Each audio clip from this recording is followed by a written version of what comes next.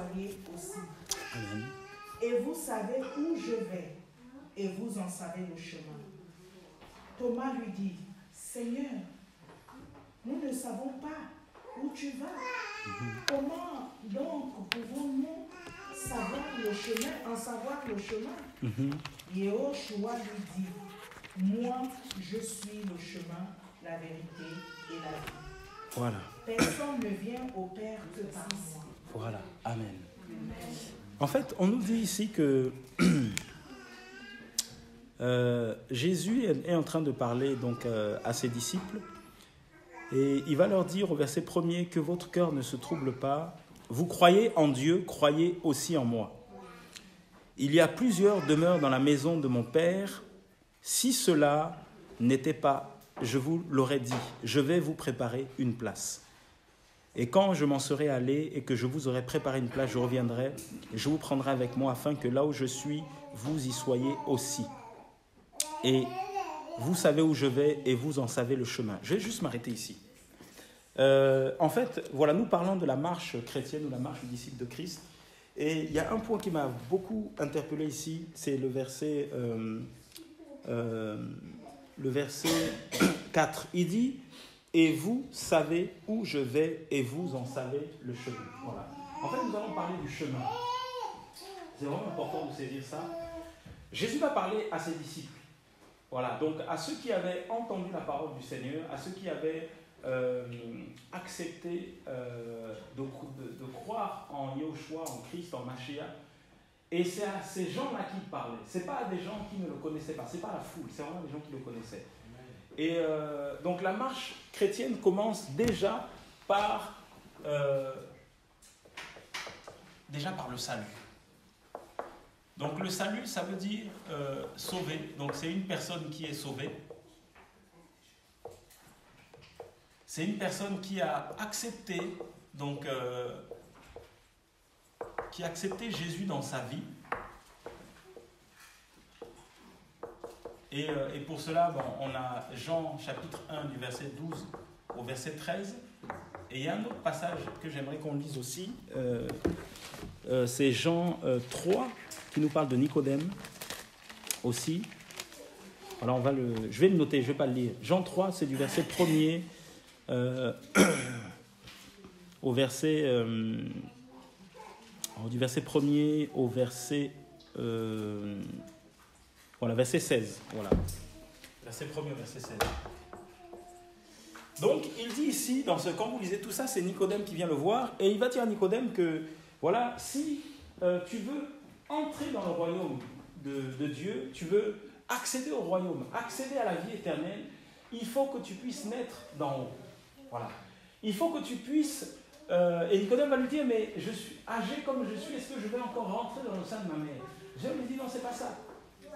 Il dit qu'il faut que tu naisses d'eau et d'esprit. Voilà. Il faut que la parole de la vérité, comme il nous dit qu'il nous a engendrés sur la parole de la vérité, il faut que cette parole-là puisse emmener une nouvelle personne que tu es. Là, tu vas rencontrer et faire cette rencontre avec la parole. Vous allez tous les deux, vous marcher sur le même chemin parce que Jésus te cherche. La parole va te rencontrer et la parole va changer ta mentalité. La parole va changer ta façon de parler. La parole va changer ton cœur. La parole va changer tes pensées. La parole va changer ton caractère, va changer ta façon de marcher, de parler, va changer tout ce que tu écoutes. La parole va changer ton regard. La parole va changer totalement ta vie. Et c'est une nouvelle personne qui va naître. Tu seras une nouvelle personne. Donc la marche chrétienne commence déjà ici. Là. Et au verset 16, il dit « Car Elohim a tant aimé le monde qu'il a donné son Fils unique afin que quiconque croit en lui ne périsse point, mais qu'il accède à la vie éternelle. » Voilà.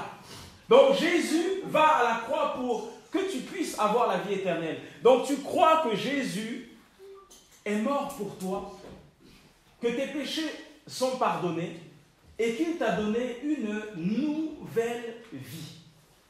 Amen. Amen.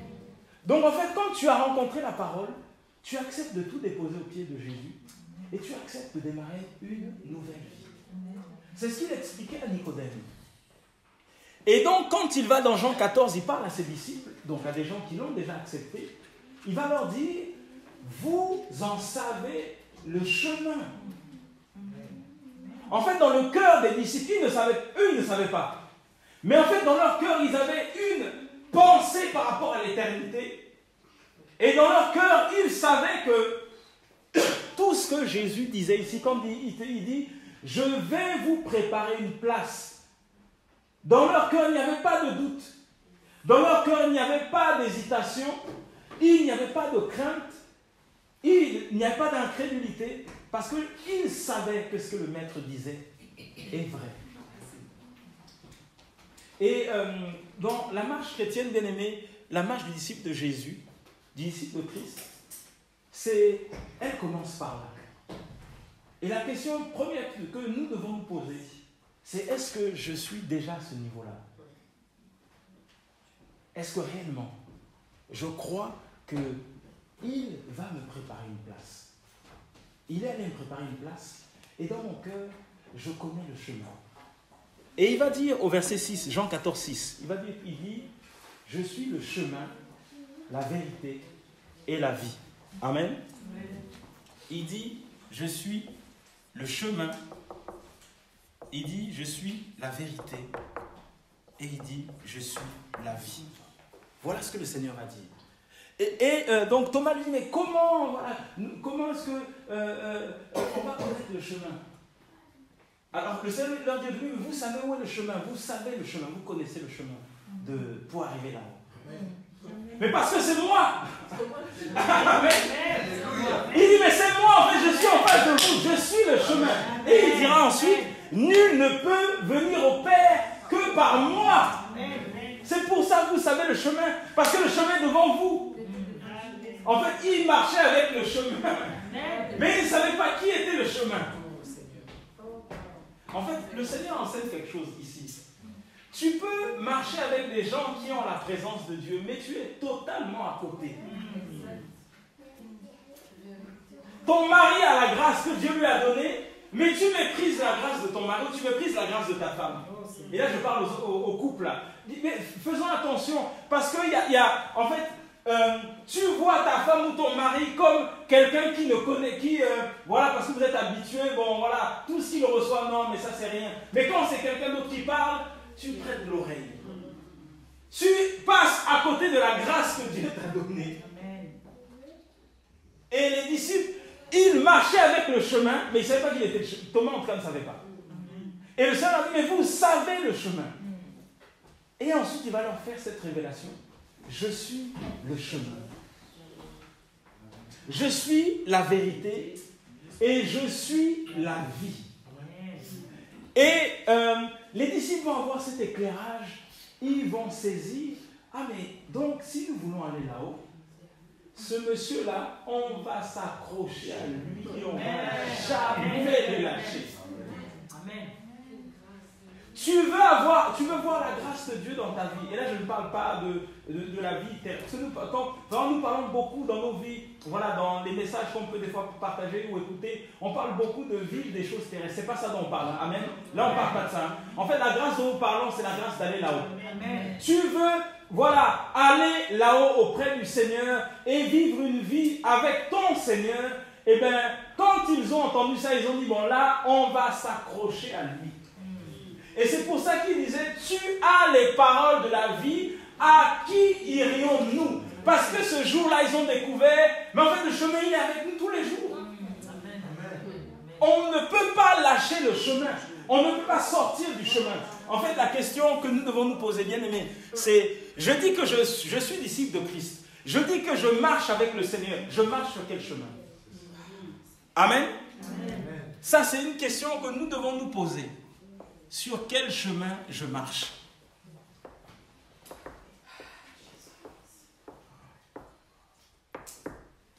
Et à toi maintenant de savoir sur quel chemin tu marches. Il y a des gens qui marchent sur le chemin de l'orgueil. Ils ne sont pas avec le Seigneur. Tu dis que tu es disciple de Christ, mais tu marches sur le chemin de l'orgueil. Un cœur rempli d'orgueil. L'orgueil, ce n'est pas seulement visible. Il y a des gens qui paraissent simples. Mais au fond de leur cœur, c'est rempli d'orgueil. Et on est tous, chaque être humain, nous avons tous une partie d'orgueil dans nos cœurs. Tous. Quand on te dit une petite chose, comment tu réagis? Ah non, moi, on ne me dit pas des choses comme ça. Même si tu ne parles pas. Mais on voit ta réaction, ton visage. Dès que voilà, les gens parlent, tu entends juste ton prénom. Là maintenant, tu te retournes pour regarder les gens. Tu dis, ah, là, il y a un truc qui ne va pas. Et simplement ton regard, ta façon de te retourner. Tu n'as rien dit. Mais on se dit, ah, là, il y a un problème qui va démarrer. Amen. Il y a des gens qui marchent sur le chemin de l'orgueil. Parce que dans leur cœur, il y a encore beaucoup de choses. Ils disent qu'ils sont avec le Seigneur, mais ils marchent sur le chemin de l'orgueil. Il y a des gens qui marchent sur le chemin de la jalousie. Amen. Amen. Jaloux par rapport à leurs enfants, jaloux par rapport à leur mari, jaloux par rapport à leur femme.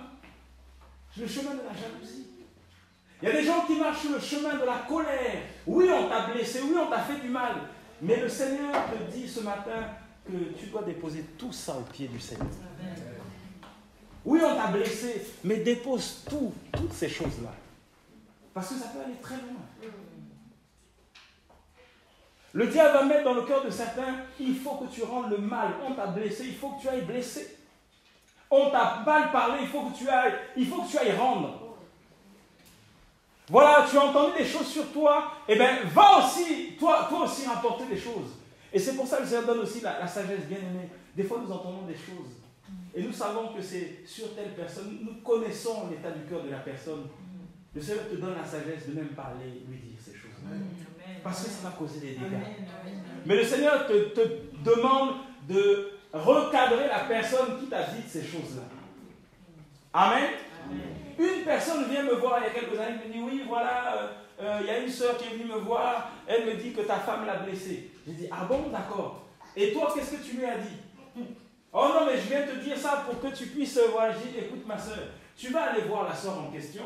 Si réellement ce qu'elle dit est vrai, mais qu'elle vienne voir elle-même. Tu n'es pas le porte-parole des gens. Amen. Amen. Il faut arrêter ça, c'est un mauvais travail que tu fais. Parce que ça veut dire que vous avez passé du temps à parler, et tu viens me le rapporter pour que je ne ferai pas cette commission. Tu vas voir la personne, si c'est réel, elle prendra ses pieds et elle ira. Je dis, mais si ça peut arriver qu'on blesse les gens, oui, ça peut arriver. Mais c'est mieux que cette personne aille parler elle-même. Parce que là, c'est un mauvais travail. Et je dis, je ne dirai rien. Tu vas dire à cette personne qu'elle vienne et qu'elle puisse parler.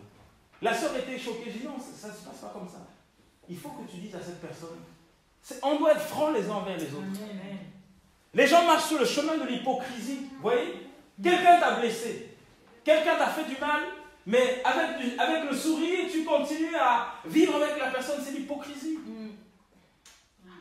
Comment veux-tu aller sur le chemin de la vie qui s'appelle Jésus, qui s'appelle Yahushua, alors que tu marches sur le chemin de l'hypocrisie? C'est impossible. Si ton cœur est rongé par quelque chose, ouvre ton cœur, va voir la personne dans la paix et régler cette situation. Et Paul va encore plus loin dans le livre de Corinthiens. Il dit, si vous pouviez supporter quelque injustice, ça va encore plus loin. Tu as entendu, tu as envie d'aller et le maître te dit, laisse. Amen. Ça, c'est encore plus fort. Tu as envie d'aller voir, si le maître te dit, tu laisses. C'est pas grave, je vais m'en charger. Si vous pouviez supporter quelque injustice, ça veut dire qu'il y a des situations où le Seigneur te dira, supporte. Parce que tu sais que tu es juste, tu n'as rien fait. Mais supporte. Ferme ta bouche. J'ai vécu une situation là, en fin d'année. Pendant plusieurs mois au niveau de mon travail, on m'a confié une mission pendant laquelle de juillet jusqu'à décembre, j'ai galéré avec pas mal de problèmes, tout ça, avec l'équipe avec laquelle j'étais. 21 personnes, on a bossé, mais c'était compliqué. Et à la fin de ce temps-là, c'était un test. On nous disait, bon, à la fin de ce test-là, vous allez avoir une formation d'un certain niveau, une bonne formation payée par l'entreprise. Et donc, mon responsable vient me voir et me dit, écoute, par rapport à tes vacances et par rapport à les vacances du pont binôme, ton binôme, c'est vrai qu'il n'a pas fait le début de tout ce que tu as galéré, n'était pas avec toi, mais c'est ton binôme qui passera avant toi pour faire cette formation parce que ces vacances tombent au milieu de la deuxième session de formation tombe sur ses vacances. Donc lui fera la première session et toi tu feras la deuxième. Et il me dit, bon, je sais que logiquement, puisque c'est toi qui as galéré au début, tu devrais être le premier qui a droit à cette formation, mais comme la deuxième session tombe mal sur ses congés, tu feras la deuxième et lui fera la première. Il dit, je suis désolé, je voulais vraiment te mettre sur la première session, mais c'est pas possible à cause de tes congés. Et quand j'ai vu ça, j'ai dit, Seigneur, tu as vu tout le temps que j'ai galéré avec cette équipe-là, comment on a galéré, comment j'étais le seul. Et quand je voulais le former, ce binôme, à chaque fois, il me dit, non, moi ça ne m'intéresse pas d'être formé sur cet outil, ça ne m'intéresse pas. Et j'ai vu comment à chaque fois, il renvoyait le truc, et c'est moi qui me prenais toutes les problématiques de ces 21 personnes, j'allais les aider, tout ça. Et je dis, Seigneur, fais ta volonté. Et puis, au fond de moi, j'avais envie d'aller en parler à une de mes collègues à qui je parle très bien, qui est très discrète. J'ai voulu ouvrir ma bouche, elle m'a dit, n'ouvre pas ta bouche. Quand tu vas commencer à parler, en disant, voilà, je pensais que c'est moi qui allais passer en premier, finalement c'est lui. Elle m'a dit, si tu ouvres ta bouche, ça va, de la jalousie va rentrer, de la rancune va rentrer, et puis tu vas aussi t'exposer, parce qu'en fait, tu ne sais pas, peut-être que tu la vois là, elle est discrète, mais si elle ose en parler à une personne, ça va remonter à l'oreille de ton responsable, on va se dire, finalement il est jaloux de l'autre, tout ça, et ça va être compliqué. Ça m'a dit, tu fermes, tu ne dis rien, parce que je ne veux pas que quelque chose sorte. Parce qu'il dit, ce n'est pas ce qui rentre, mais c'est ce qui sort, qui souille l'homme. Voilà. Donc quand ça va sortir là, c'est fini, ça va t'empoisonner, tu vas commencer à avoir des pensées, à regarder l'autre, à dire, mais pourquoi c'est lui, pourquoi c'est pas moi? Et je m'a dit, tu ne dis rien. Il m'a dit, prie-moi, et je ferai, si c'est sa volonté, si c'est ma volonté, je ferai ce qu'il y a à faire. Et avant de partir en vacances, avant de partir fin décembre, l'avant-dernière semaine, mon responsable m'appelle et me dit, voilà, on a reçu le nouveau programme, et en fait, ça ne colle plus avec les vacances de ton collègue, et tu es obligé de passer en premier. Et j'ai dit, mais en fait, le Seigneur m'a dit, mais oui, mais c'est ça, en fait, Dieu est bon, bien aimé. C'est pour ça qu'il te dit, supporte quelque injustice, parce que tu ne sais pas ce qu'il fait, lui, là-bas. Dieu est juste, bien aimé. En fait, il voit comment tu es en train de galérer dans ce que tu es en train de faire. Il voit comment tu élèves tes enfants toute seule. Il voit comment tu le crains, comment tu marches avec lui, comment tu fais tout pour éviter de tomber dans le péché, de tomber dans l'adultère, de tomber dans la convoitise. Dieu est juste, bien aimé. Et c'est pour ça que quand tu marches sur il est le chemin. Quand tu marches sur ce chemin-là, c'est obligé. Le Seigneur fera justice, il va se glorifier. Et c'est pour ça que la marche disciple de Christ, c'est une marche qui est longue, mais qui va te demander, comme dit Matthieu 7, qu'on va prendre, il dit que le chemin qui mène à la vie, il est resserré, et la porte, elle est étroite.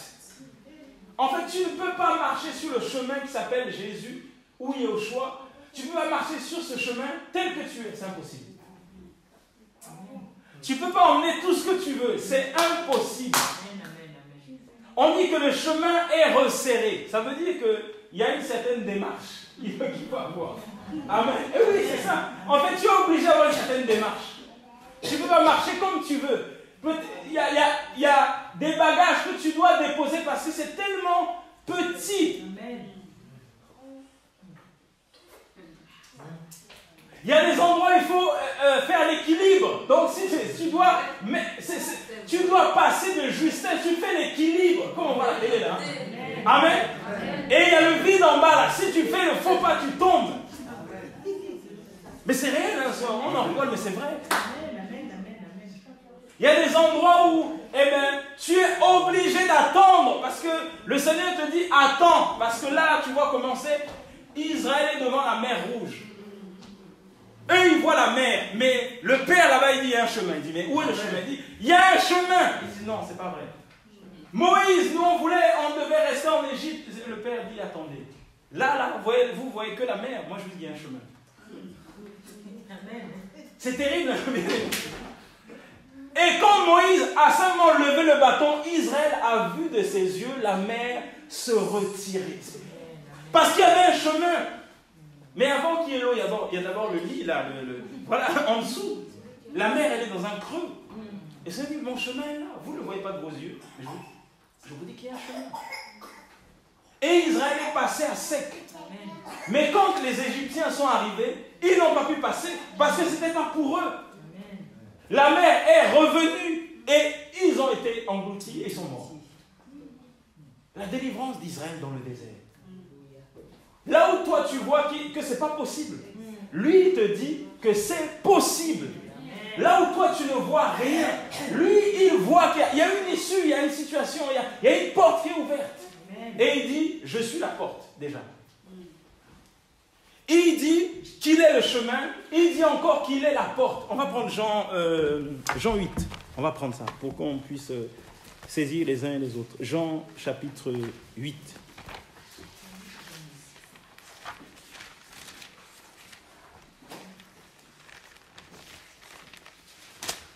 Et c'est Jean 8. Jean 8. Alors, il y a 12, mais on va prendre également... Oui, Jean 8, 12, on peut prendre ça. Jean 8, 12.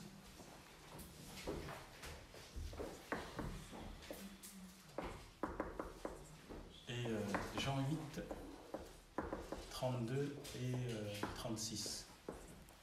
Il dit... Jean 8, 12... Et Jésus leur parla encore en disant, « Je suis la lumière du monde.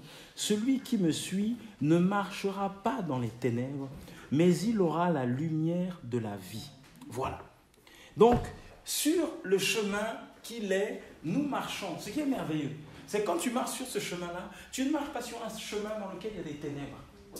Tu marches sur un chemin qui est éclairé parce que c'est lui-même qui est là. Il est le chemin, il est la lumière, il est aussi la porte, mais c'est terrible. Il est tout. Amen. En fait, il dit, Jésus leur parle, je suis la lumière du monde. Celui qui me suit. Ce qui est important de saisir, c'est qu'en fait, quand il dit je suis le chemin, parce que les disciples ne savaient pas qu'il était le chemin, Thomas ne savait pas. Il dit, il faut me suivre. Il faut te rassurer que Jésus est devant toi. C'est important, bien-aimé. Rassure-toi que quand tu marches, tu es à la suite, tu es derrière les pas de Jésus. Ça veut dire, rassure-toi que Jésus est ton modèle. Demande-toi, Jésus, dans cette situation, qu'est-ce qu'il aurait fait? Est-ce que le Seigneur aurait répondu tel que j'ai envie de répondre? Les pharisiens arrivent avec cette femme adultère.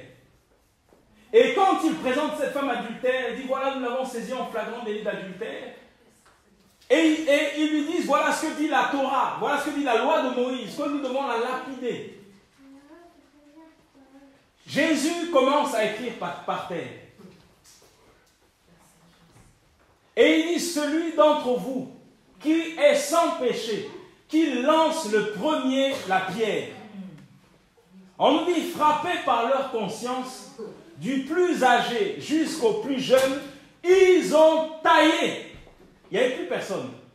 Jésus lève la tête, il dit, femme, et je relisais ça encore ce matin, il dit, femme, où sont ceux qui t'accusaient? Vous pensez que Jésus ne savait pas où est-ce qu'il... Franchement, on est tel que nous sommes là, si je baisse la tête, si vous sortez, je vais entendre quand même. Oui. Je vais entendre, non? Jésus les a entendus partir.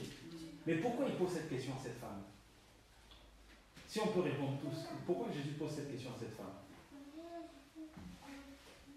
Parce que moi je me suis posé la question ce matin. Pourquoi je lui pose la question? Parce que si les gens l'entouraient, quand ils sont partis, même si en plus ils étaient dehors, bon, forcément, il a entendu les pas des uns des autres partis. Ça veut dire qu'en gros, regarde, les détracteurs, ils sont partis. Ok. Pour que la femme prenne conscience aussi de... C'est ça, ouais. Oui. On n'est pas s'arrêter sur les dires des gens. Ok. Quelqu'un d'autre? Parce que ces personnes ont condamné la dame. Ok, tous les gens ont condamné. En fait, quand on lit ça, ce qui est important, comme lorsque j'ai dit à l'aveugle, que veux-tu que je fasse pour toi? Est-ce que Jésus savait? Il s'est mis aveugle. Mais il dit, que veux-tu que je fasse pour toi? Parce que l'aveugle pose, il dit, non, moi j'ai besoin d'argent. Non, là, c'est pas l'argent que tu as besoin. C'était des gens qui mendiaient. C'est vrai, hein? Mais l'aveugle pose, il dit, mais écoute, moi, mes yeux, c'est pas ce qui m'intéresse. Là, j'ai faim. Le paralytique était à la piscine de Bethesda. Jésus lui dit, que veux-tu que je fasse pour toi? Alors qu'il le voyait. Il dit, mais moi, voilà, chaque fois que l'ange descend, il agite les eaux. Avant même que j'ai le temps d'aller, Il y a déjà quelqu'un qui a plongé. Mais Jésus lui dit, que veux-tu? Ah, il a écrit son histoire. Hein. Que veux-tu que je fasse pour toi? C'est terrible. Hein? Et on voit ici la responsabilité. Le Seigneur voulait que cette femme soit responsable. Bien aimé, sur le chemin, la marche que nous avons avec le Seigneur, c'est un chemin, une marche de responsabilité. En fait, le Seigneur prend des hommes et des femmes qui sont irresponsables et il fait d'eux des personnes responsables.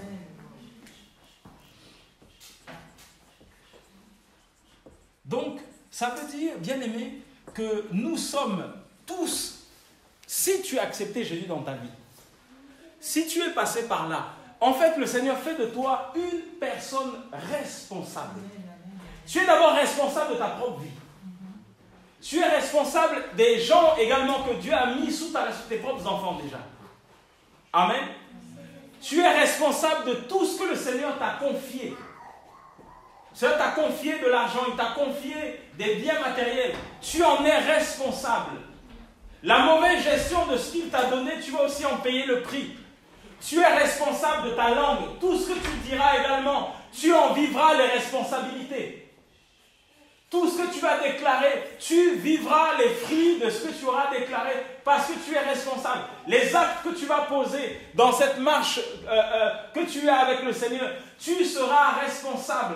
Et c'est pour ça tout à l'heure, bien aimé, nous disions qu'il y a des endroits où il faut faire de l'équilibre, il y a des endroits où il faut se rabaisser, il y a des endroits où il faut attendre que le maître puisse parler, parce que si tu t'engages avant que le maître ne t'ait envoyé, tu es responsable de ce qui va arriver. Et c'est pour ça, bien aimé, que même étant sincère, tu peux être dans l'erreur, tu peux être sincère dans ton cœur en disant « Oui, je suis sincère », mais tu seras surpris à la fin parce que tu es dans l'erreur. Comme nous avions partagé il y a quelque temps, Matthieu 7 va nous dire « Plusieurs viendront en mon nom disant « Seigneur, nous avons chassé les démons en quoi ? En ton nom. Nous avons prophétisé en ton nom. » Bien aimé, Jésus fait les choses par rapport à son nom, c'est pas par rapport à toi, tu n'as rien à voir dedans. C'est son nom qui sauve, c'est tout. Et toi, tu penses que c'est par rapport à toi, c'est pas par rapport à toi. Et c'est pour ça qu'il fait de nous des hommes et des femmes responsables. C'est important de saisir ça. Il y a quelques années, quand j'emménage avec mon petit frère, comme il ne connaissait pas encore le Seigneur, je lui ai dit, ici, il n'y a pas de copines qui vont rentrer. Je sais que tu mènes ta vie, mais tu sais aussi la vie que je mène par rapport à la parole.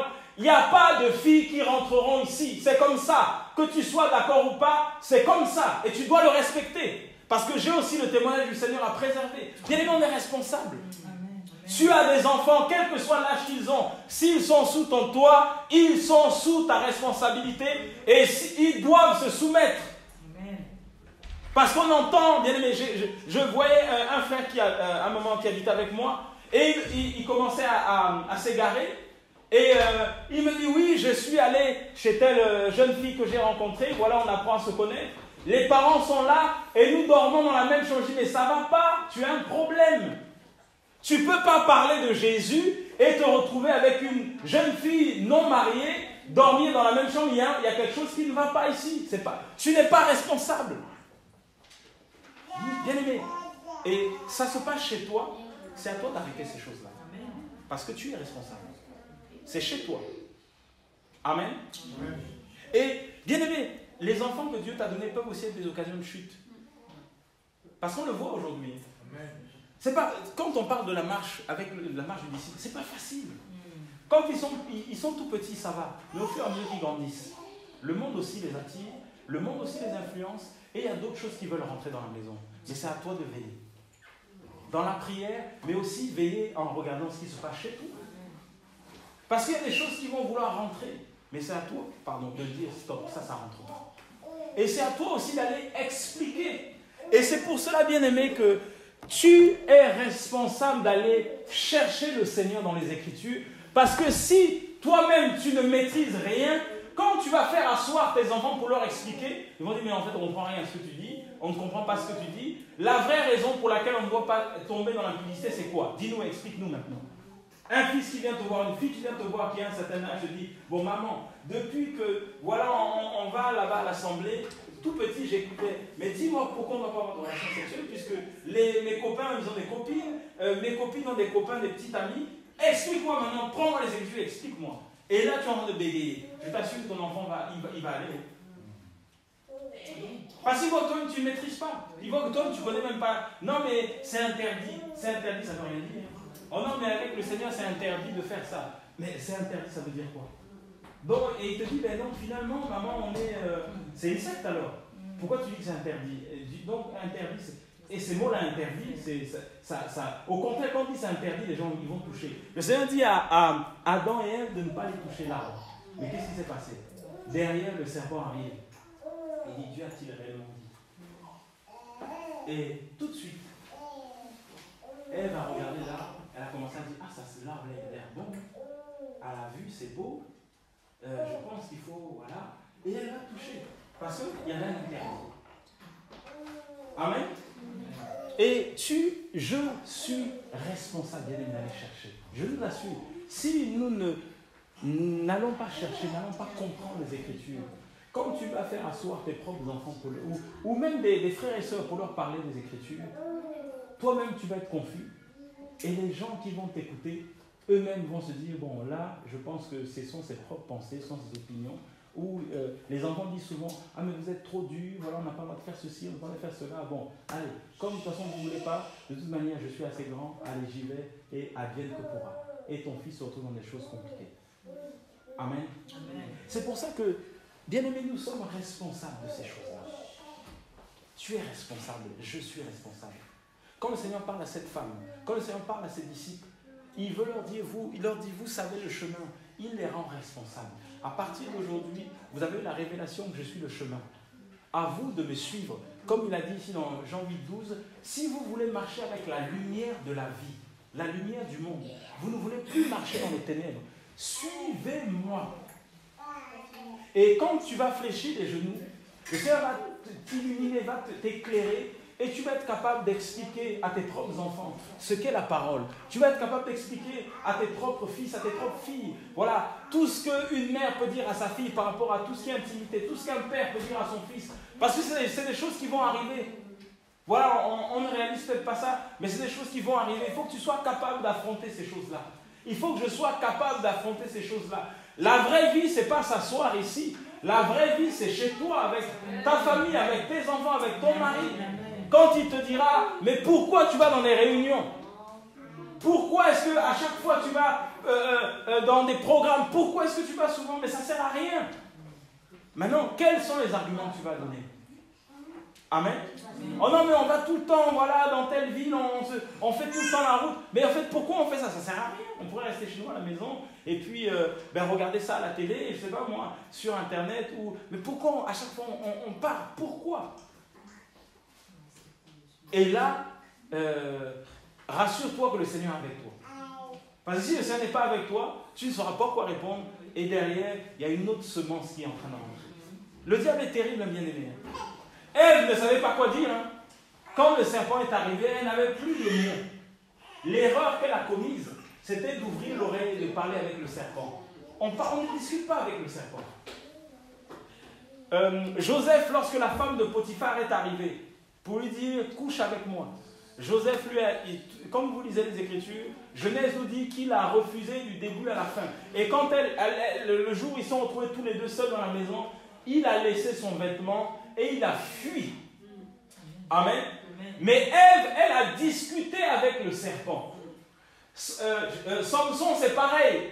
Lorsque Delilah va lui demander quel est son secret, il était déjà tombé parce qu'il commençait à mentir. Oui, mais mon secret, si tu m'attaches avec des cordes qui sont fraîches, voilà, je vais perdre ma force. Si tu m'attaches avec des cordes qui sont sèches, je vais perdre ma force. Il était déjà tombé parce qu'il mentait en plus.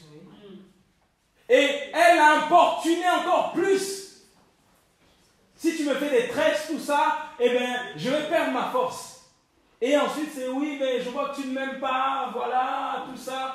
Et il a ouvert son cœur, il s'est livré. Il y a des gens, on ne discute pas avec l'ennemi, bien aimé. Tu dois, comme il dit, hein, il y a des choses où il faut fuir simplement. Il ne faut même pas écouter que ça te souille. Tu prends tes jambes à ton cou et tu pars. Il y a des personnes avec qui tu coupes les ponts parce que tu sais que là, ça ne rigole pas. Il dit que celui qui est debout prenne garde de ne pas tomber. Et ça, c'est la responsabilité. Il y a des gens avec qui tu n'as... Il ne faut même pas croiser le regard. Proverbe 6 nous dit, si tu avances tes pieds du chemin de la femme étrangère, c'est fini. C'est fini. Et on peut aussi dire l'homme étranger. N'approche même pas tes pieds de sa maison. Ne te dirige même pas vers sa maison. Parce que c'est compliqué. C'est un combat qui est spirituel. Ce n'est pas une histoire de raisonnement. Bon, mais je vais juste aller là-bas, je vais juste prendre un café, et puis voilà, je vais juste m'asseoir, on va discuter. Le temps que tu as déjà discuté, tu es déjà à terre, tu es déjà parti. Le temps que, voilà, tu es déjà allé là-bas, tu es déjà atteint, il y a déjà une semence qui est rentrée. Et comme le proverbe dit, ou Ecclésiaste, les yeux ne se rassasient pas de voir. Les gens, ils marchent, ils continuent. Et même 10 fois, il va avoir mal au cou. Mais c'est parce que les yeux ne se rassasient pas de voir. C'est ce que les Écritures disent. Quand tes yeux ont vu, là, eh bien, cherche à détourner ton regard. Parce que si tu regardes une deuxième fois, tu vas regarder une troisième, quatrième, cinquième, dixième, et comme elle, après tu vas aller. C'est ce que les Écritures nous disent. Et c'est pour ça qu'il parle de la responsabilité. Dans cette marche, bien aimée, nous avons besoin, le Seigneur a besoin d'hommes et de femmes qui sont responsables. Et c'est pour ça, la question qu'il pose, sur quel chemin tu es en train de marcher actuellement? Il y a des gens qui marchent sur le chemin de la peur. Toute leur vie, ils sont dans la peur. Jésus, ce n'est pas un Dieu qui met la peur dans nos cœurs. La peur parce que voilà, ils ont entendu des choses, parce qu'on leur a dit des choses, et tout ce qu'ils veulent entreprendre, ils n'y arrivent pas, parce qu'ils marchent sur le chemin de la peur. J'écoutais l'histoire d'une personne et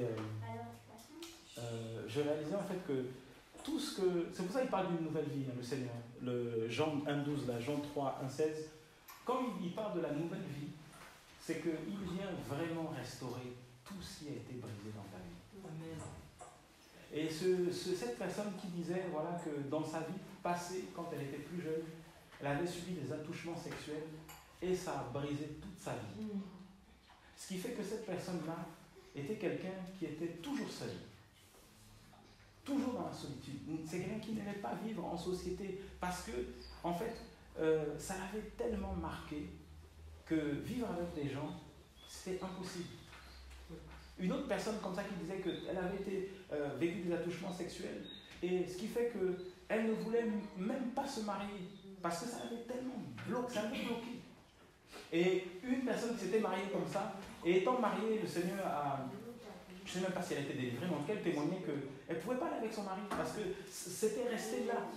S'il n'y a pas de délivrance, si Jésus ne rentre pas dans ta vie, je t'assure, hein, ce qui s'est passé là, dans ta vie passée, si tu n'es pas cette nouvelle créature, cette nouvelle personne, si tu ne laisses pas le Seigneur restaurer, réparer, s'il y a des choses que tu n'arrives pas à confesser, tu es comme dans une boîte, tu es emprisonné. Et tant que le Seigneur ne te libère pas, tu resteras enfermé et tu ne marcheras pas sur le chemin qui s'appelle Jésus, mais tu marches sur un autre chemin.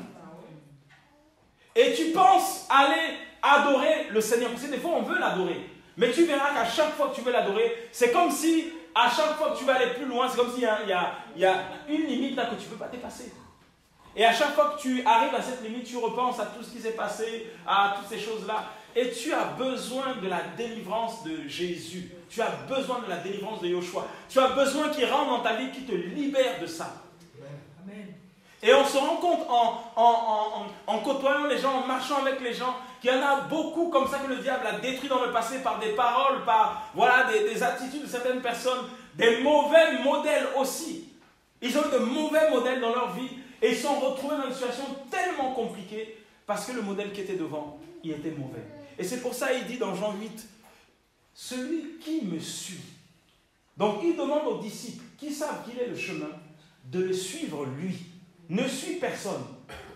N'écoute personne d'autre que le maître. Amen. C'est ce qu'Israël faisait dans le désert. Quand la nuée s'arrêtait, il s'arrêtait. Quand la nuée se levait, Et ils avançaient avec la nuée. Ils n'écoutaient personne que Moïse qui était en contact avec Yahweh. Et ils ne suivaient que la nuée, c'est tout.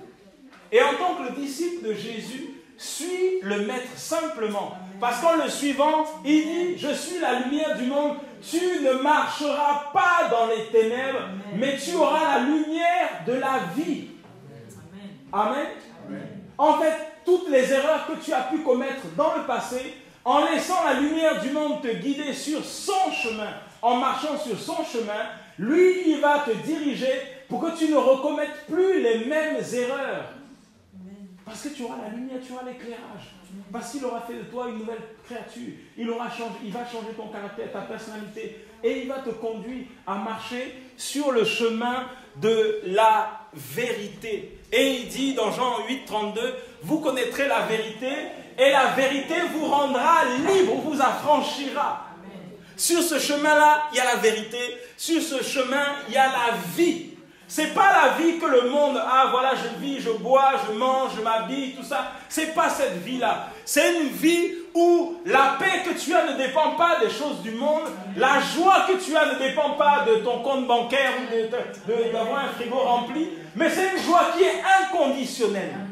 Tu es dans la joie parce que tu réalises que tu es en vie, tu réalises qu'il t'a gardé, tu réalises qu'avant tu n'arrivais pas à dormir, mais depuis que tu l'as rencontré, tu dors comme un bébé, tu dors parce qu'il est avec toi. Je vous assure, il y a des gens qui n'arrivent pas à dormir. C'est réel. Hein? Moi, avant de connaître le Seigneur, je n'arrivais pas à dormir la journée. Je pouvais m'allonger comme ça l'après-midi, je ne dormais pas. Le sommeil ne venait jamais. Quand j'ai rencontré Jésus, je me couche comme ça l'après-midi, j'arrive à dormir. Avant, je ne dormais pas. Parce qu'il y avait un blocage quelque part, il y avait quelque chose qui n'allait pas. Mais Jésus m'a délivré et tu dors comme ça, tranquillement. Je vous assure, il y a des gens qui marchent sur le chemin de la peur. Quand la nuit arrive, ils commencent à trembler parce qu'ils se disent comment je vais réussir à fermer l'œil. Et ça prend des cachets, des somnifères et tout ça, parce que c'est compliqué. On ne réalise pas, mais il y a des gens qui vivent ces choses-là. Et Jésus arrive, il met la lumière. Avant, tu mettais la petite veilleuse, lui, il vient mettre la lumière, et qu'il fasse sombre dans ta chambre, la lumière est là. Tu dors. La lumière est dans ton cœur, et tu dors en paix, tu es libre. C'est ce qui est merveilleux avec Jésus, bien aimé. C'est qu'il nous rend libres. C'est ça qui est bon. Il te rend libre. Il est le chemin. Et quand tu réalises que, voilà, tu es quelqu'un de responsable, quand tu réalises que Jésus est le chemin, tu réalises que la vérité, elle va arriver parce qu'il va te dire réellement qui tu es. Tu prends, il est la parole, la rencontre avec la vérité, elle est terrible. Il y a des gens qui occultent tout ce qui s'est passé dans leur vie, ils font semblant de...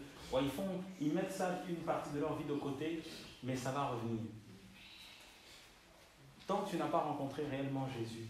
Il y a beaucoup de gens qui font semblant de tout ce qui s'est passé dans leur vie passée, ils les mettent de côté. Mais à un moment, quand ça survient, c'est terrible. On voit des gens se suicider, on voit des gens qui travaillent, qui sont tout le temps au travail, toute leur journée, voilà. Tu vois des gens qui n'osent pas. Tu lui dis, mais t'as fini? Non, non, mais je continue. Voilà, il reste jusqu'à 20h dans les familles. C'est parce que ça ne va pas. Il préfère être quelque part, loin de sa famille, parce qu'il sait que ça ne va pas.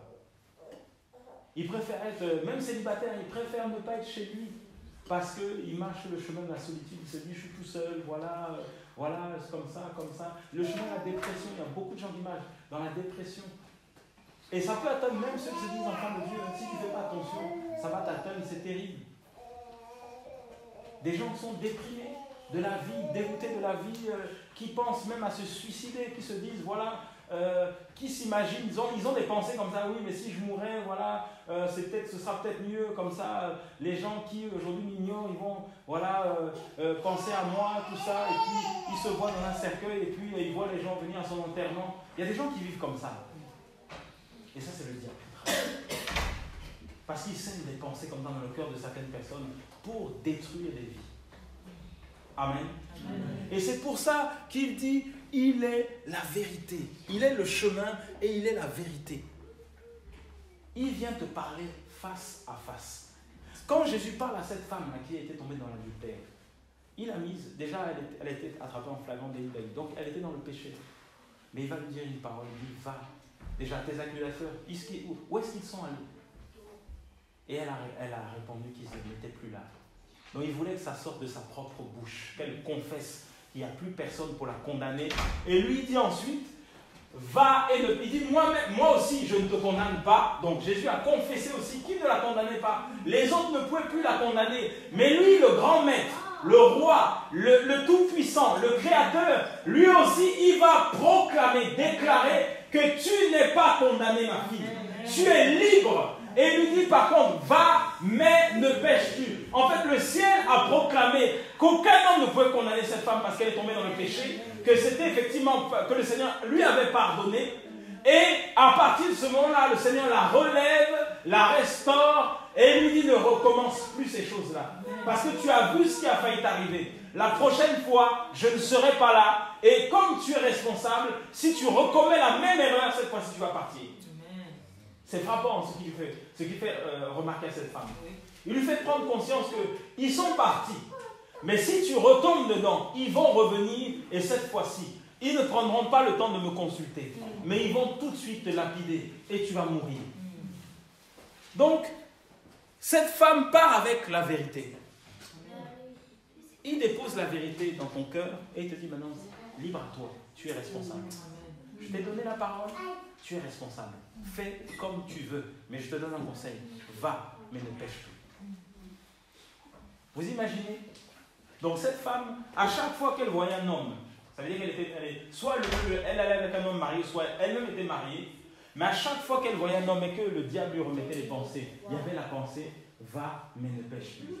Elle revoyait l'image de quand les gens l'avaient encerclée pour la lapider. Alors si elle tombait, c'était sa responsabilité. Amen. Et c'est pour ça que, bien aimé, la marche avec le Seigneur, elle est dure. Elle est longue. Parce que la fin, c'est que tu sois sauvé, c'est que je sois sauvé. Mais tu passes par ces étapes-là. Et ça, c'est toute ta vie. Toute ta vie que, à chaque fois, le Seigneur va te révéler des choses qui te concernent toi-même. Tu dis que tu n'es pas orgueilleux, attends, je vais te montrer l'orgueil qui est en toi. Tu dis que tu connais ma parole, que tu avances avec moi. Je vais te montrer que tu ne connais pas ma parole. Tu dis que tu as la maîtrise de soi. Oui, moi j'ai le fruit de l'esprit, la maîtrise. Il va créer une situation où tu perds tes moyens. Il dit, tu vois, tu n'as pas encore la maîtrise. Donc tu es encore à l'école. Tu apprends encore. Et il utilise nos enfants pour nous tailler bien comme il faut. Là. Nos enfants, nos parents, les gens, voilà, des fois, dans des endroits où tu vas, ils les utilisent pour mal te parler. Ils voient comment tu réagis. Ils voient comment je réagis. Est-ce que tu vas à l'affront? Est-ce que tu parles avec fermeté? Ou est-ce que, bon, voilà, tu essaies aussi, voilà, de... Et il se dit, bon, là, mon fils n'a pas encore saisi, ma fille n'a pas encore saisi. Amen. Le chemin avec le Seigneur, il est long, bien aimé. Et il dit, celui qui me suit aura la lumière de la vie. Amen. Et donc, bien aimé, sur quel chemin tu es aujourd'hui? Sur quel chemin? Il y a le chemin de la timidité aussi. Le chemin, voilà, où je n'ose pas faire les choses pour le Seigneur. Le chemin du confort, on est tellement bien dans notre canapé, là, on est tellement bien dans notre position qu'on ne veut pas sortir. Et c'est pour ça, bien aimé, que le Seigneur nous met dans une situation inconfortable parce qu'on n'a pas cette salle-là tout le temps. Donc tu es obligé, si tu l'aimes vraiment, de le chercher. Parce que si tu ne le cherches pas, ça va tellement vite que ta foi peut vite descendre. Vous ne vous êtes jamais rendu compte que quand tu passes tant ça nous arrivait il y a quelques temps, en fait, tu n'as pas la possibilité, parce que tu as certaines occupations, de participer à des réunions comme ça. Mais le jour où tu arrives, c'est comme si tu es un étranger. Tu dis, mais c'est bizarre, ça fait longtemps que je ne me suis pas réuni avec le bien-aimé. Mais ça fait bizarre des fois. Si tu fermes ce livre-là pendant plusieurs mois, le jour où tu vas le rouvrir, c'est comme si c'est comme si tu as tout oublié. C'est réel, hein? Prends ce livre-là, pendant une semaine, ferme-le. Et rouvre-le, c'est comme si il n'y a plus rien. Même une journée. Prends une journée, une semaine sans prier le Seigneur. Tu vas voir les combats que tu vas avoir. Tu vas voir les attaques que tu vas avoir. Ça va être terrible. Parce que l'ennemi dit, ah c'est bon, il a baissé la garde, maintenant on va y aller. Et comme tu le... de la manière dont nous le servons, baisse simplement ta garde, tu vas voir les attaques que tu vas subir et c'est compliqué. Alors qu'avec le Seigneur, ce qui est merveilleux, il te renouvelle même la force. Je nous assure. Tu te couches tu fais de la route pendant je ne sais pas combien de temps, ça nous est arrivé il n'y a pas longtemps là. On a fait pratiquement 9 heures de route. On arrive chez nous, il était presque 23 heures. Et on arrive, le Seigneur me réveille à 6 heures. Je dis, Seigneur, 6 heures tu es réveillé pour prier. Et tu te réveilles le lendemain, tu te réveilles pour aller un peu plus loin après, vers 8h, 8h30. Mais tu es en forme. Et tu reprends le volant, tu es reparti. Il n'y a que Jésus qui fait des choses comme ça. Mais il t'avertit, il te dit, bon, je l'ai fait par rapport à mon œuvre. Par contre, sache que tu n'es pas surhumain. Quand tu repars, il faut te reposer. Et l'erreur de beaucoup, on se dit, bon, je suis un surhomme, je vais continuer comme ça. Et à un moment, tu vas voir que tu commences toi-même à décliner parce que tu es en train de toucher le temple du Seigneur qui est le corps qu'il t'a donné. Il faut aussi en prendre soin. Tu as envie de bouger, il te dit non, tu ne bouges pas. J'ai aussi besoin que tu restes, dans le secret, tu restes, On va organiser, vous n'organisez rien. Laissez les gens chez eux, ils ont besoin aussi de me chercher chez eux. Amen. Et d'autres sont, non, mais il faut absolument qu'on se réunisse. Il n'y aura rien. Vous allez chercher le Seigneur chacun chez vous. Et dans les cœurs, certains murmurent, oui, mais voilà, il n'y a pas de réunion, tout ça. Pourquoi il dit, mais il n'y aura rien. Vous allez me chercher chez vous, personnellement. Le chemin, là, il est compliqué. Et si tu regardes le chemin que tu as fait avec le Seigneur, regarde comment tu es aujourd'hui. Tout le temps que tu as passé avec lui. Et tu réalises, comme nous l'avons chanté tout à l'heure, qu'il y a un des points également qui nous interpelle. Si nous arrivons à marcher sur ce chemin-là, c'est parce que nous avons la passion du Seigneur. Nous l'aimons. C'est vrai, hein? Voilà. Nous avons cet amour pour Jésus. On a cette passion. Dès qu'on entend des choses qui concernent Jésus, eh bien, c'est comme si on est en train de bouillir et puis on se dit non, comme ça concerne mon Père, ça concerne mon Maître, eh bien, il faut que je sois en action. Et ça aussi, hein, c'est quelque chose qui te montre que tu ne marches pas avec le Seigneur. Quand les choses du Maître commencent à ne plus t'intéresser, dis-toi qu'il y a un problème. Et je ne parle pas des réunions, je parle des choses qui concernent le Seigneur. Quand la prière commence à te déranger, il y a des gens, plusieurs ont déjà vécu ça. Tu es assis pendant les gens sont en train d'adorer, tu dis vivement qu'il y ait la parole, parce que là ça commence à me fatiguer. Il y a des chants, les gens adorent, ils sont absolument en train de prier. Il y a des gens qui ouvrent les yeux, qui croisent les bras. Il y a certains qui vont aux toilettes parce qu'ils ne supportent plus vraiment la présence de Dieu. Quand ça commence comme ça, c'est que tu as un problème. Parce que la présence du Seigneur, elle restaure.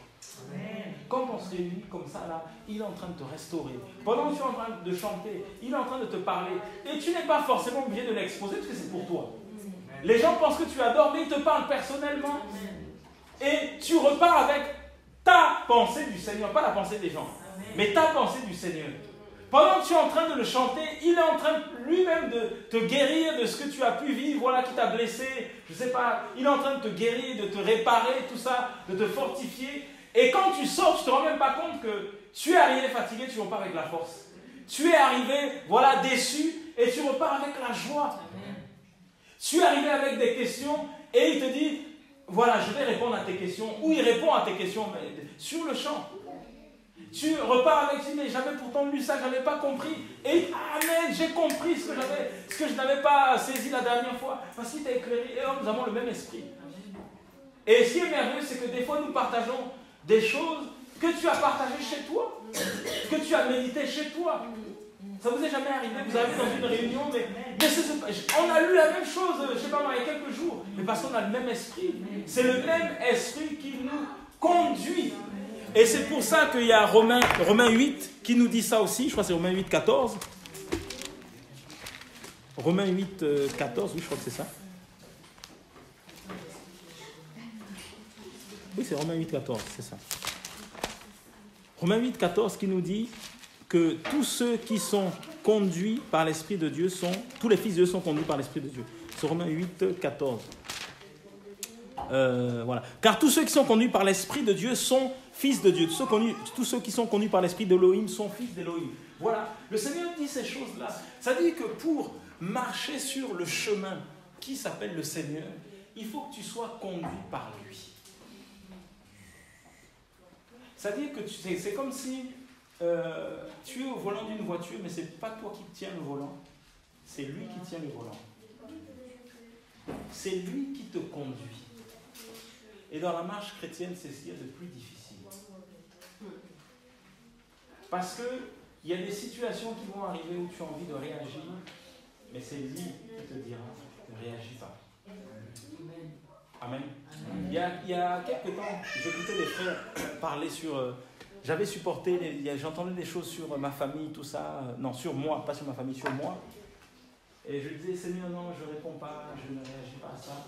Et un jour, j'entends des choses qui se sont passées dans ma maison. Et ce jour-là, il dit, bon là, par contre, comme on dit des choses qui sont passées chez moi, les gens n'étaient pas là, cette fois-ci, je prends mon téléphone.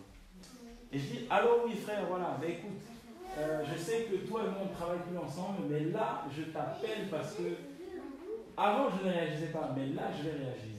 Je lui dis, tu sais, ce que tu es en train de dire d'autres, ça s'est passé chez moi, vous n'étiez pas là. Et je dis, par contre, on se connaît très bien depuis des années. Et je disais à ce frère, voilà, quand on ne connaît pas les choses, il faut, tu sais comment je fonctionne, comment ma femme fonctionne, je pense qu'il faut m'appeler. Il ne faut pas dire des choses comme ça, parce que en plus c'est faux.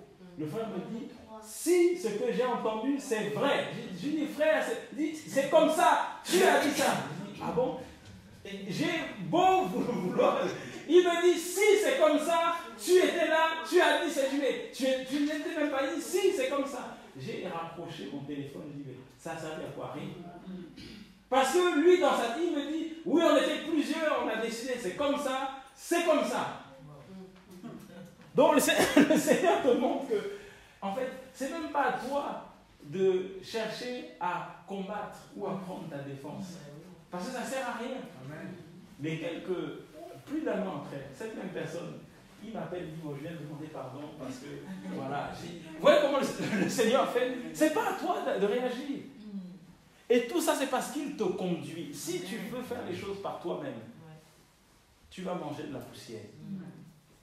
Mais si tu laisses le maître te conduire, s'il te conduit, on a lu ici, hein, l'Esprit de Dieu conduit les fils et les filles. Donc rassure-toi que tu es déjà ici. Parce qu'il va vraiment te conduire. Il va vraiment te révéler. Il y a un an ou 2 ans, il y a un an. Oui, un an. Je sors le matin pour aller sur Paris, je faisais la route, et je ne sais pas qu'est-ce qui m'a pris. Il y avait un camion devant moi, et quand il y a une voiture devant, les feux de position, les phares, on ne les allume pas parce que ça éblouit la personne en face. Et je ne sais pas ce qui s'est passé. Il devait être 4 h du matin, je ne sais pas pourquoi. J'ai allumé mes phares. Et quand je roulais sur la 4 voies à plus de 110, et j'allume les phares. Et quand j'allume les phares, je vois un sanglier passer. Je ne sais pas pourquoi. Hein, j'ai eu juste, je ne sais pas pourquoi. Je voulais faire autre chose et j'ai allumé les phares. Et quand j'ai allumé les phares, le camion était devant. J'ai vu le sanglier passer. J'ai juste eu le temps de le dévier. Et si tu ne marches pas avec le Seigneur, c'est-à-dire que tu sors de chez toi, tu fléchis tes genoux, tu invoques le Seigneur avant de partir. Et il te conduit. Et tu fais des choses qui ne sont même pas... Tu te dis, mais pourquoi j'ai fait ça alors qu'il y a une voie? Mais parce que lui, il savait qu'il y avait un sanglier. Si tu n'allumais pas, tu tapais. C'est ça le Seigneur. Et en fait, on se dit que ceux qui marchent sur le chemin du Seigneur, qui marchent avec le Seigneur, qui marchent derrière le Seigneur, qui suivent ses pas, mais il va te conduire partout où tu vas aller. Et même si t'arrive quelque chose, il sera là pour te préserver de cette chose.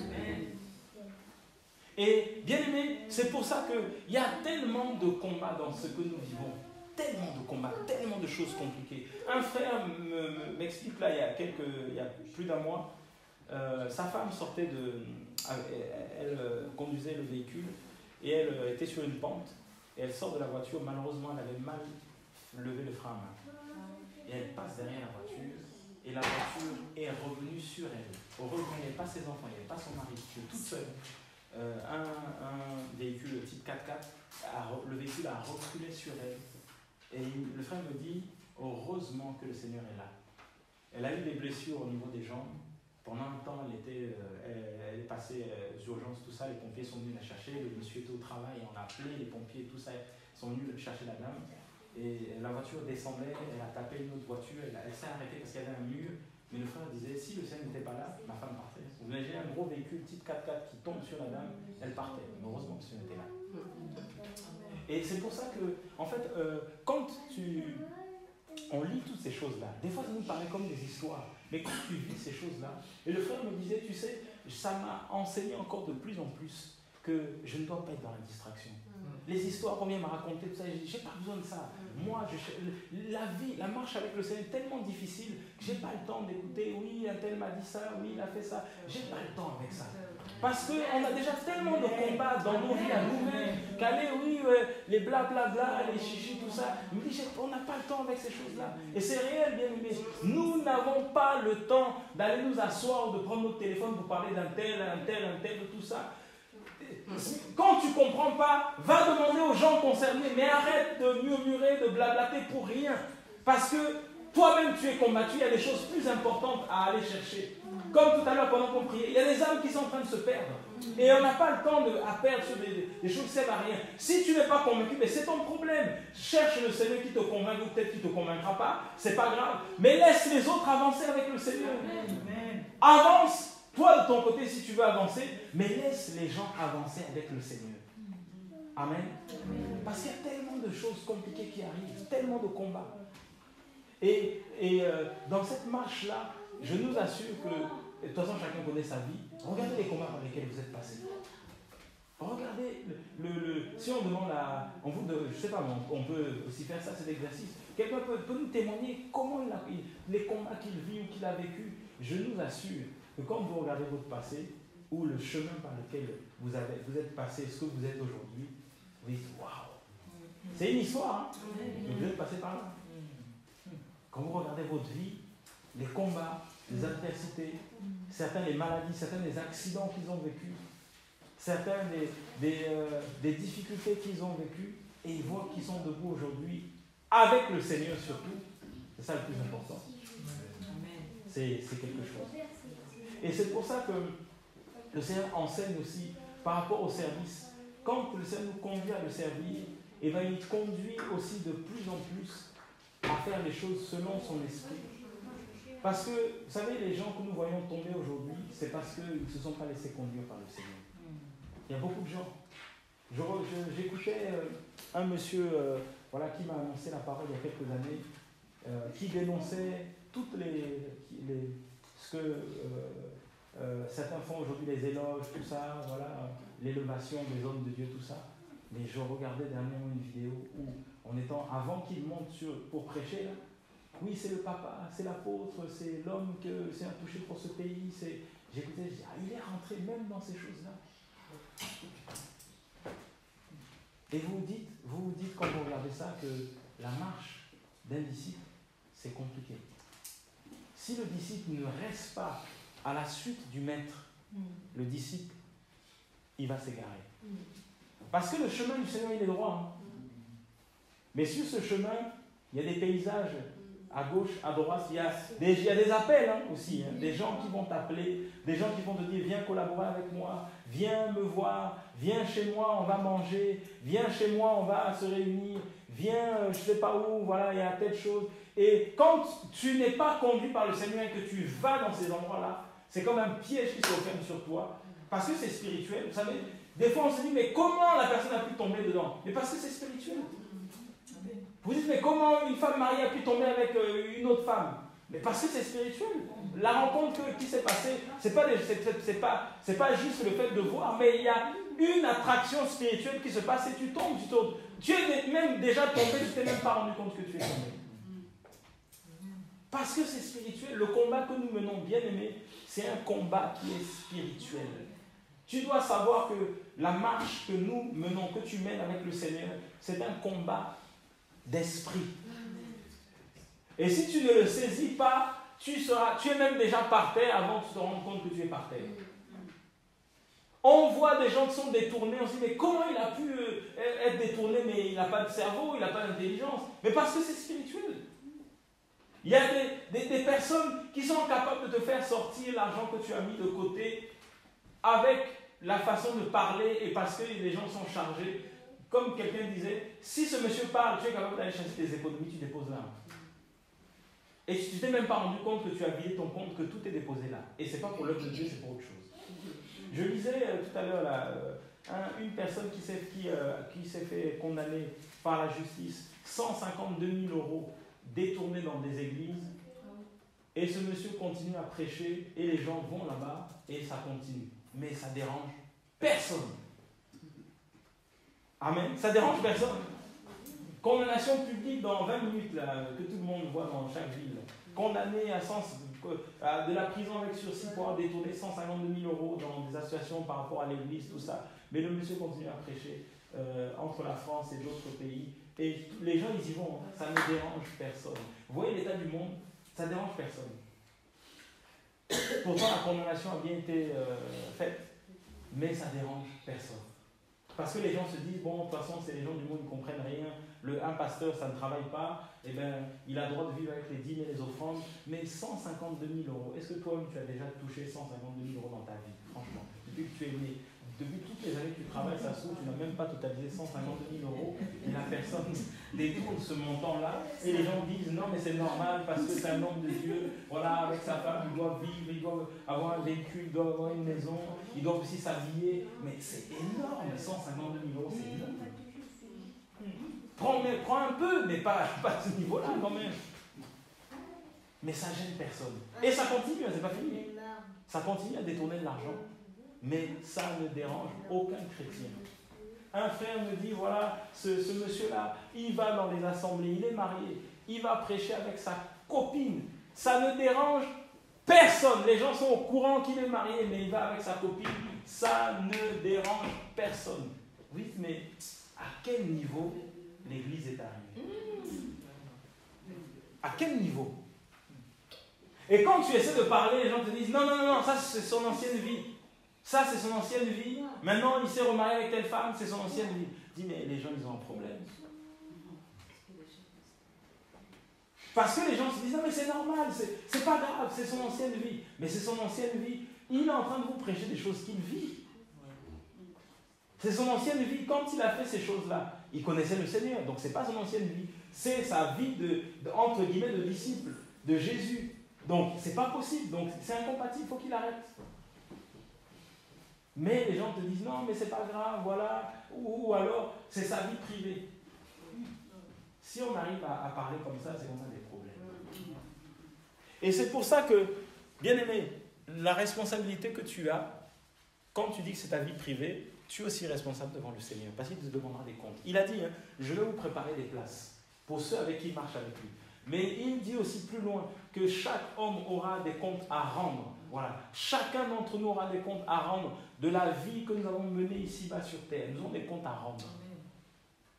Et nous passerons devant son tribunal selon nos vies. Et il va juger. Et ce qui est terrible, quand vous lisez les Écritures, le jugement ne commence pas par le monde. Ça commence par l'Église. C'est ça ce qui est écrit. Donc ne soyez pas surpris quand vous voyez les scandales qui se passent dans les assemblées. C'est ça, c'est le jugement du Seigneur. Les gens font les choses en cachette. Et lui, il met ça aux yeux de tout le monde parce qu'il est en train de juger.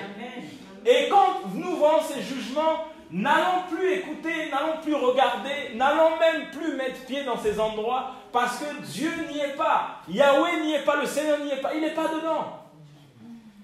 Mais malheureusement, ce qui est surprenant, c'est qu'il y a toujours certaines personnes qui vont regarder et qui vont écouter et qui se laissent détourner.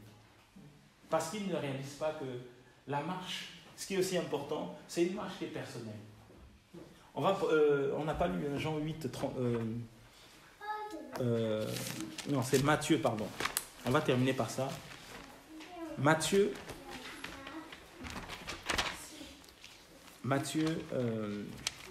7. Il dit, Matthieu 7, demandez et il vous sera donné. Matthieu 7, 7. On connaît tout. En Afrique, on dit que c'est un passage, c'est un verset que tout le monde connaît. Même les païens connaissent ça.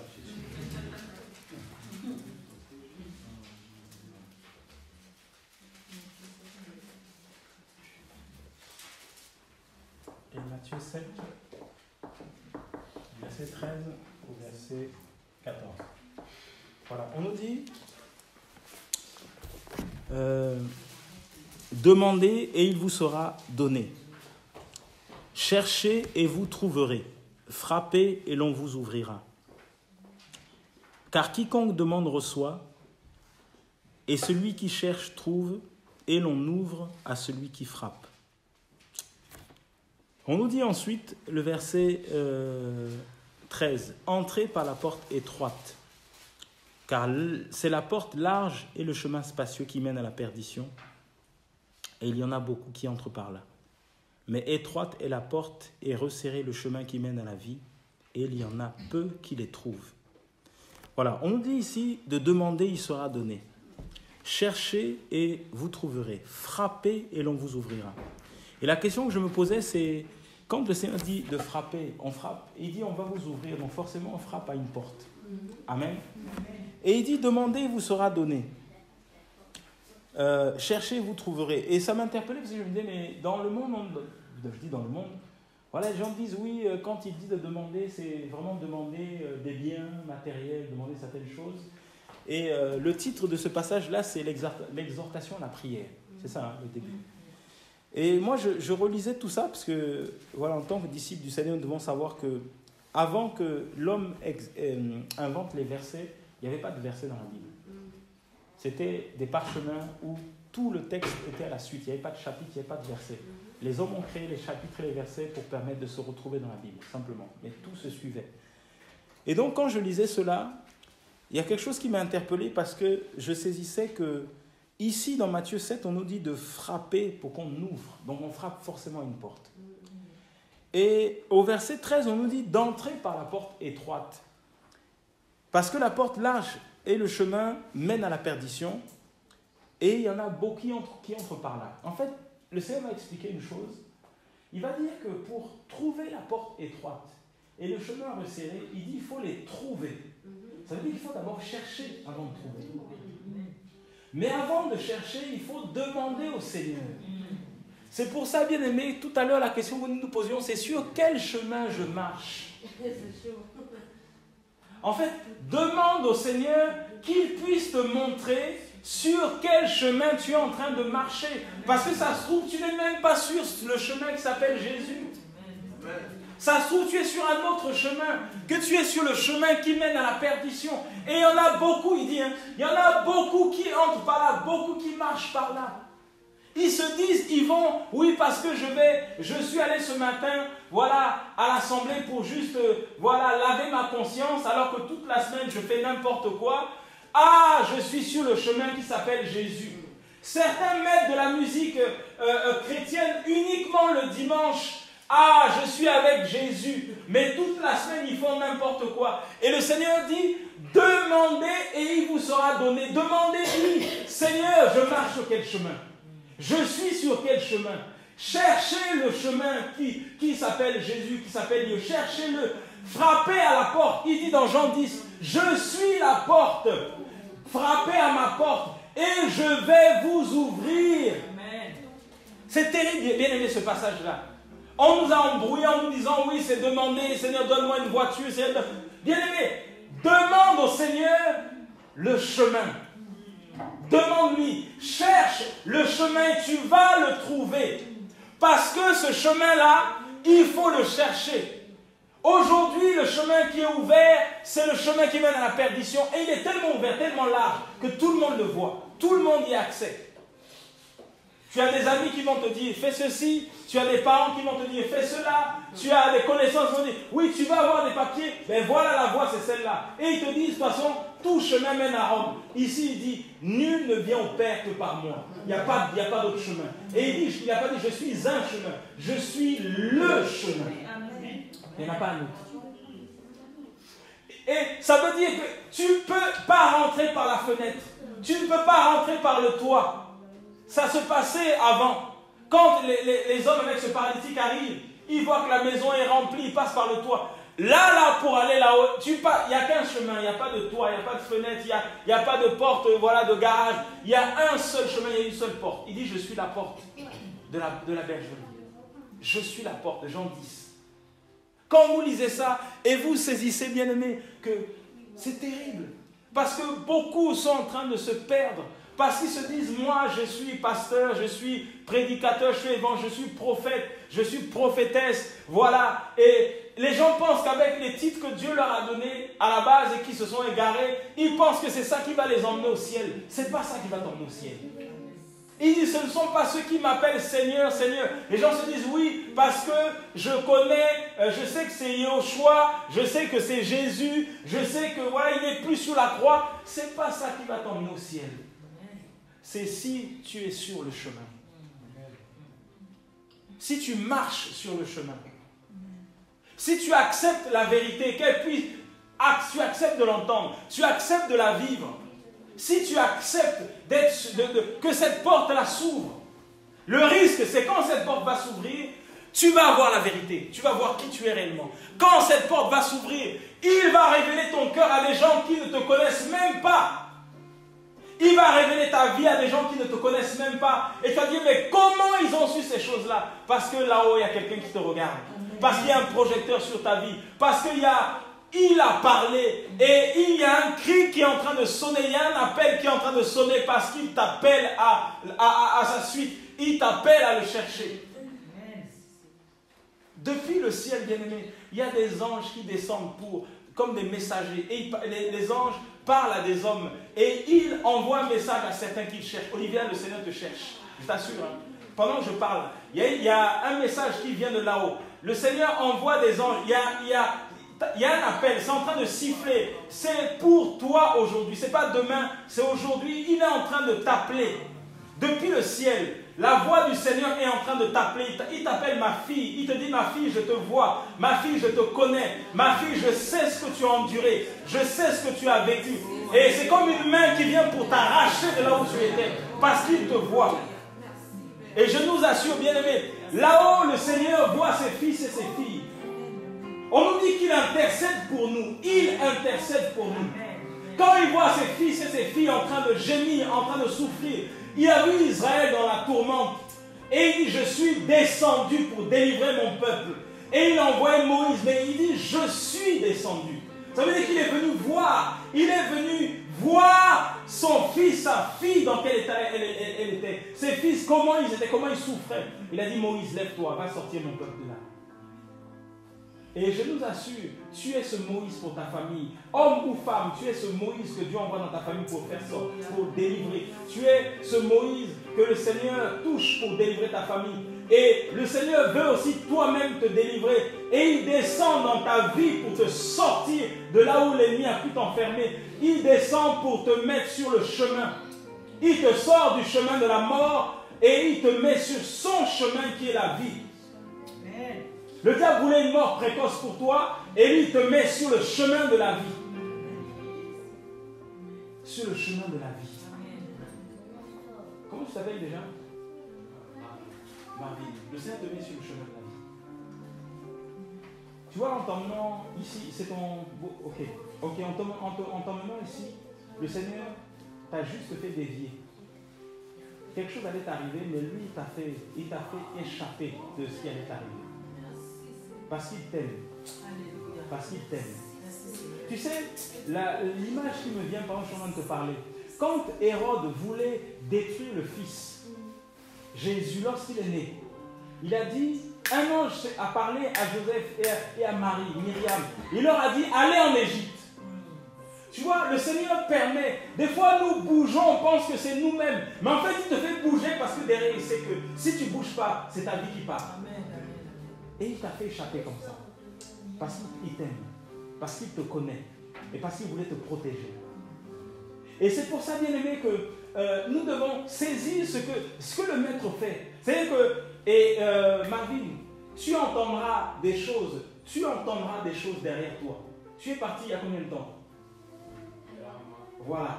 Je t'assure, dans quelques temps, tu entendras des choses sur toi, des choses qui auraient pu se passer là-bas. Parce que Jésus t'aime. Le Seigneur, il nous voit dans le secret. Il sait ce que nous sommes. Il sait ce qui nous sommes.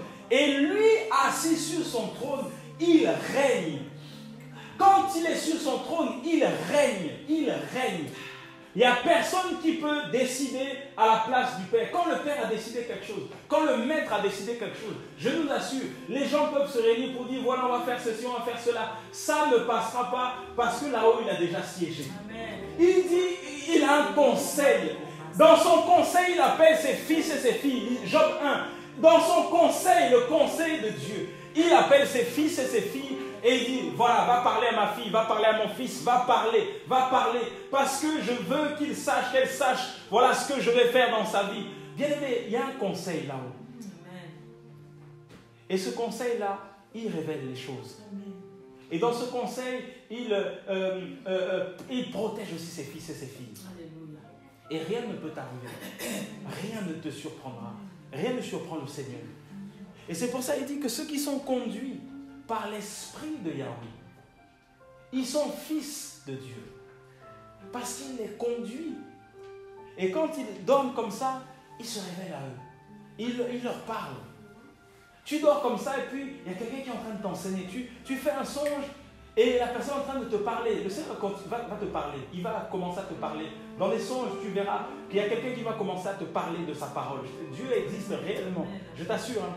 Même si des fois tu peux avoir des doutes, même si des fois tu peux te poser des questions, je t'assure qu'il va lui-même te parler. Il va lui-même se révéler dans ta vie. Il va lui-même te montrer ce qu'il attend de toi parce qu'il est réel, il est vivant.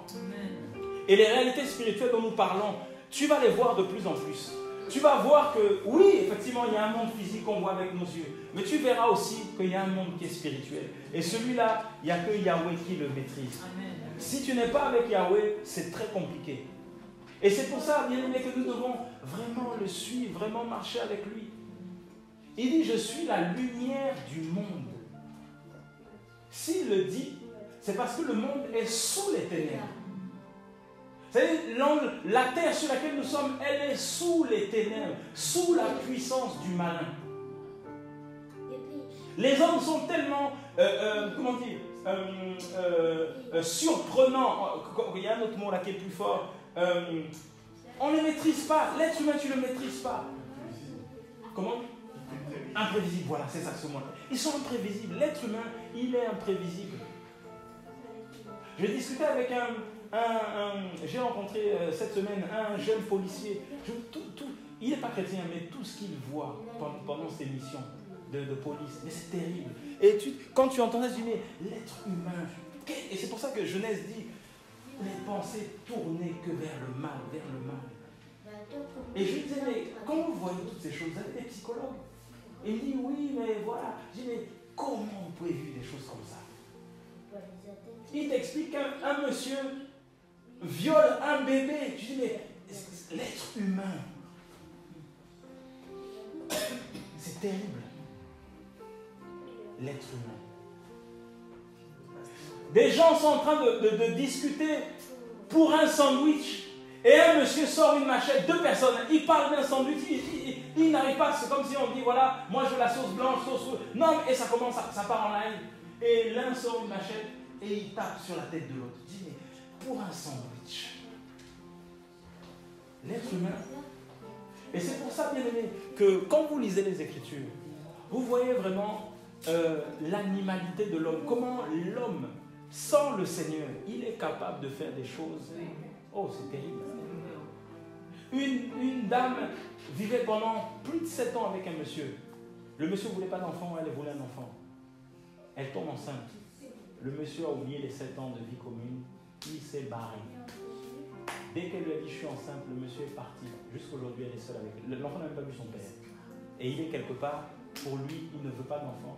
Il renie, il dit c'est pas moi. L'être humain, 7 ans de vie commune, mais le monsieur, à cause d'un enfant qu'il ne veut pas, il oublie les 7 ans. L'être humain est terrible. Et c'est pour ça qu'il dit maudit celui qui se confie en l'homme.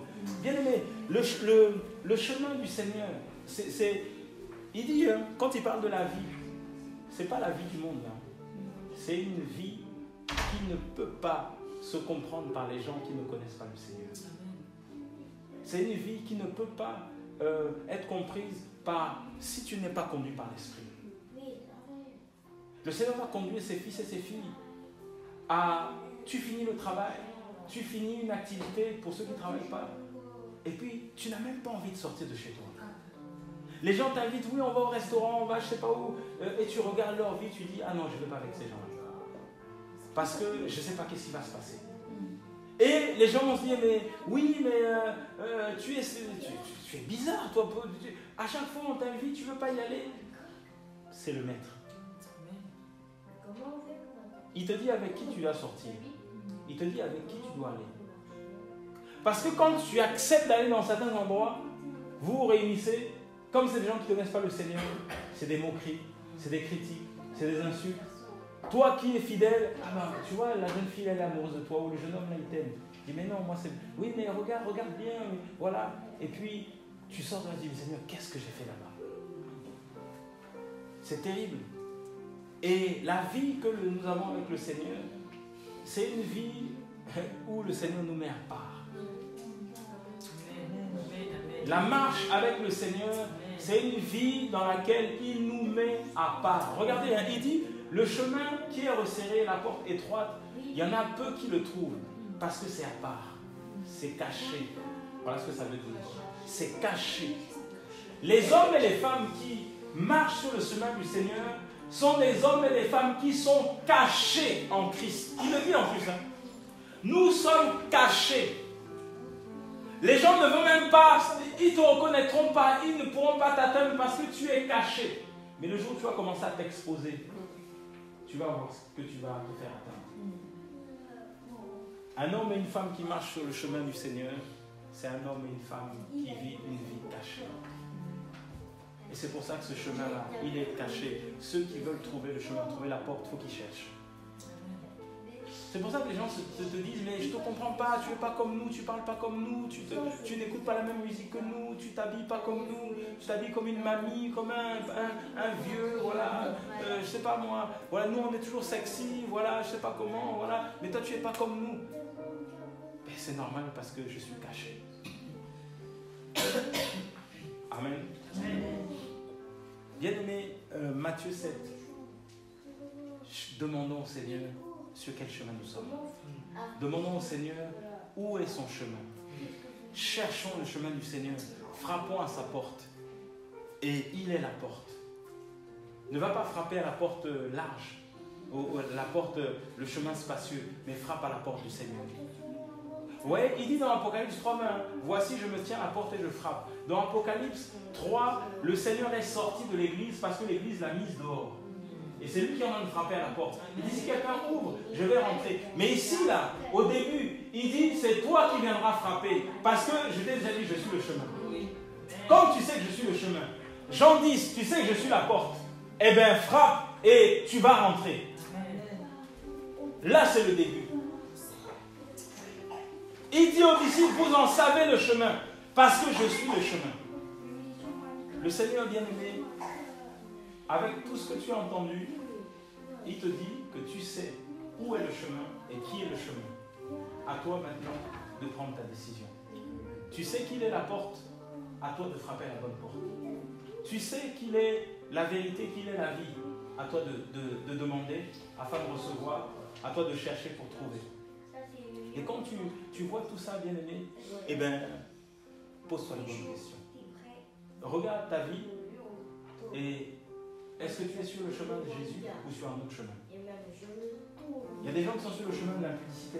C'est pour ça qu'ils vivent que des vies compliquées. Eux, c'est le sexe, la sexualité, que ça. Et regardez leur vie. Il y a des gens, vous parlez avec eux, dans lui, c'est que les femmes, les hommes, que ça, ils vivent que ça. Le chemin de la sexualité, le chemin de l'impudicité. Le chemin de l'adultère, des hommes mariés, puis leur chemin c'est caler avec des femmes mariées, ou caler avec des hommes mariés si c'est des femmes. Il y a des gens qui ne vivent que de ça.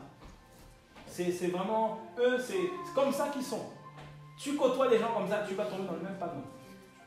Et c'est pour ça, bien aimé, que les gens du monde le disent, hein, tout chemin mène à Rome. Quand ils ont quelque chose dans la tête, ils vont utiliser tous les moyens pour arriver à leur fin.